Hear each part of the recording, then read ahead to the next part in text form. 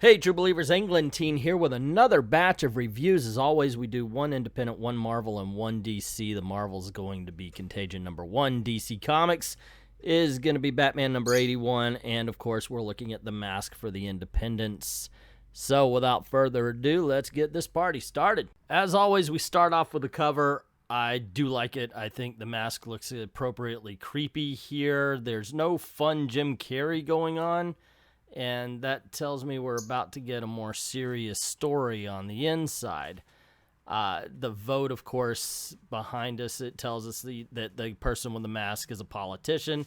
Not quite so. He gets it. Well, you know what? I'll save that for the review. So, to tell you the truth, I'm not the biggest fan of The Mask in the first place. I saw the movie. The movie was good, but when I read the comic books, I found them to be quite mean-spirited, to tell you the truth. So I really didn't glom onto it. But that cover was cool. And when I picked it up, I thought, okay, let's give it a try. You know, it's been how many years since the last one? I don't remember. And it's not something I paid attention to. And what I got was an incredibly mean-spirited book. I mean, this is beyond. This is like watching The Mask is directed by Rob Zombie, you know, where everybody's a low-life redneck who yells and screams at each other, cusses all the time, as if that's the only words they ever learned. And I can understand if they made a character here or a character there like that. Unfortunately, though, it's everyone. Seriously. There is not somebody you could get behind in this entire book. There's not a character to follow. There's nobody who you could feel sympathetic for. Nobody who, when they get the mask to exact revenge, they could say, oh, okay, well, yeah, I agree with this person. You know, that was one of the things, like in the movie, they managed to do that. So, you know, when Jim Carrey got the mask, you're like, okay, I can understand why he's going after this guy.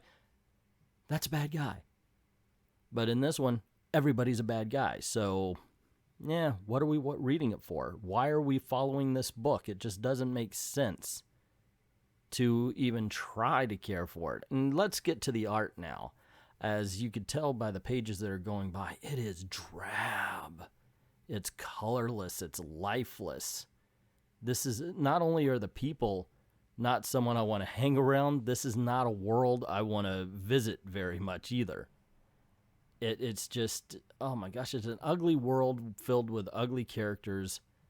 God dang, I can't even imagine how this is what they went for. Somebody wrote this and went, yes, and then an editor read it and went, this is great.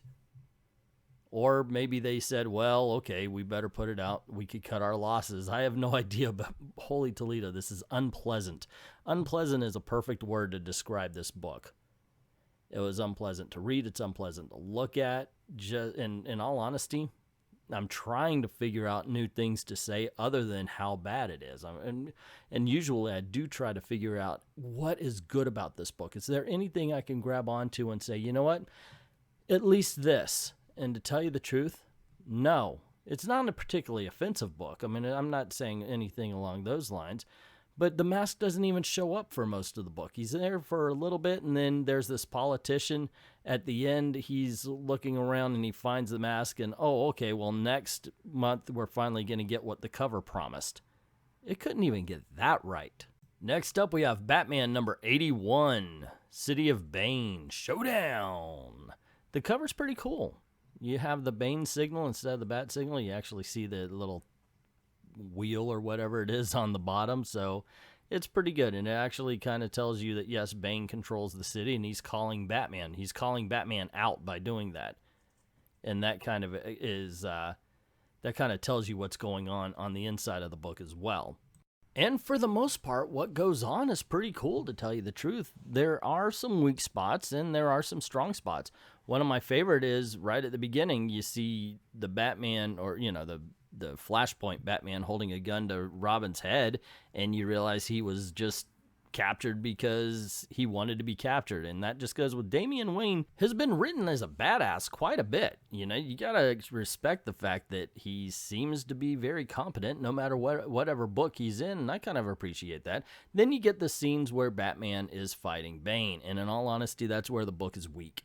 I'll tell you why. The scene where the Bat family is beating up grandpa bats from Flashpoint, there's story there. There's dialogue. We get character. But when it's Bane versus Batman, Tom King waxes poetic with those little thought boxes that really make no sense compared to the action. It actually, I think, removes the excitement and tension from the action.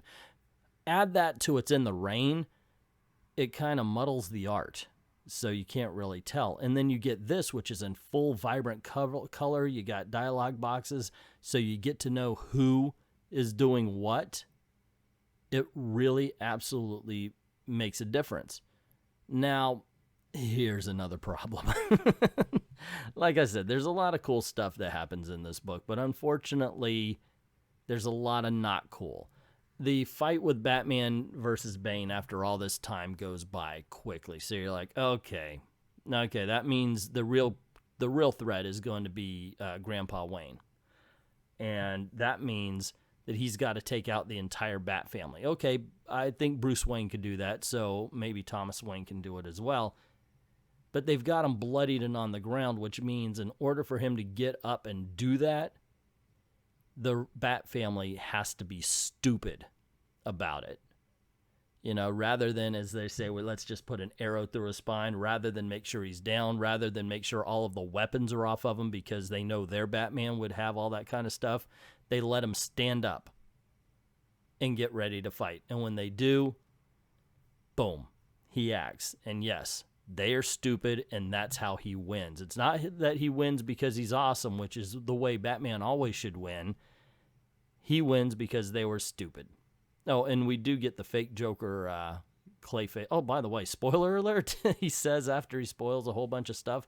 Anyway, this is... I wish I could say this is a great book, but unfortunately, because of some scenes and some decisions, I have to say it is absolutely average. 3-star book.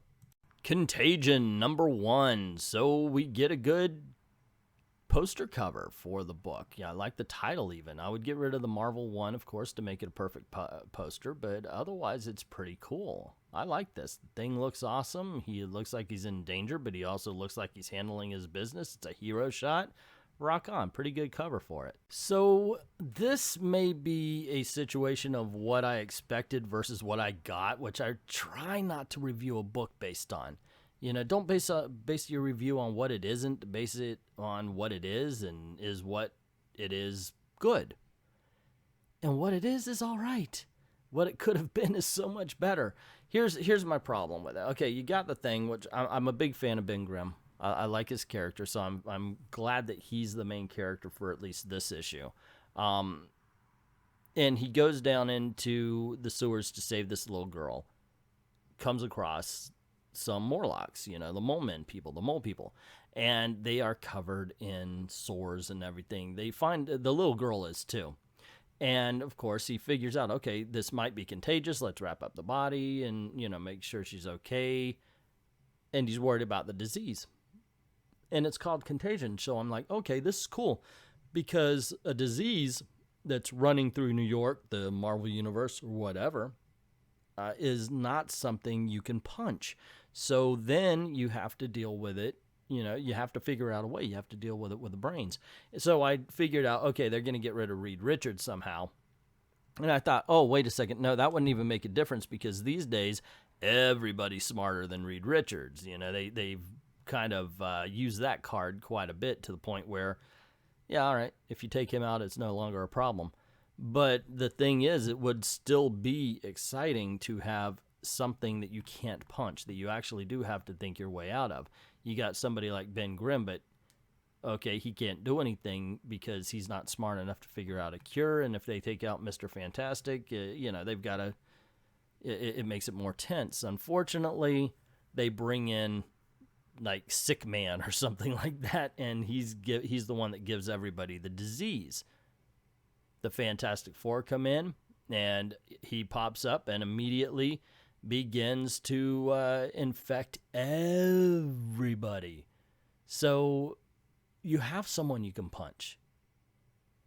And now I'm hoping that's only for this issue. Maybe in issue number 2, 3, 4, I haven't read it yet. Maybe those issues right there, it'll be that way. Maybe it's more of a crisis situation rather than let's go beat up the bad guy situation. I was looking forward to something a little bit different this time around, and unfortunately ended up getting much the same. And mind you, it's not a bad book. This is just a situation of what I saw in my head versus what I had in my hands.